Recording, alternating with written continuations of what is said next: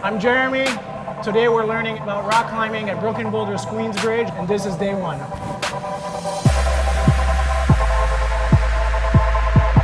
A friend of mine introduced me to the sport. I was very skeptical at first, and finally I was like, okay, fine, I'll go with you, and I've been addicted ever since.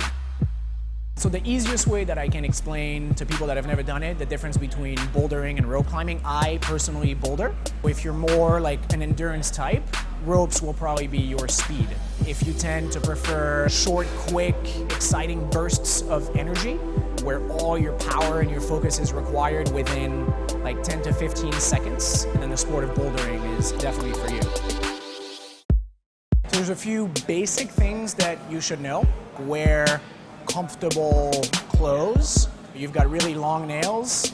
Consider like filing them down a little bit, otherwise they might get caught on the wall. Climbing shoes to be able to maximize the power of your legs into like a very focused point. You will also need chalk. Both of the disciplines require those two things. For bouldering, you do not need a harness. For rope climbing, you do.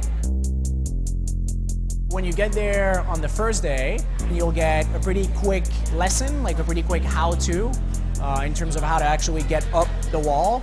And then you will be unleashed into the facility and you'll get to practice. When you start out, I think there's a few things to understand. Instead of rushing to climb, like you should actually look at the wall, look at the particular climb that you're going to do, and start to piece it together.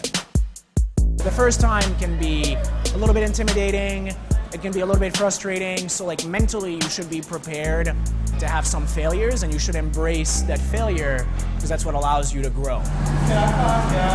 Highly recommend like committing to at least 2 or 3 times, and then all of a sudden you sort of like get it and you understand how the body moves and you get like a better comprehension of your own body.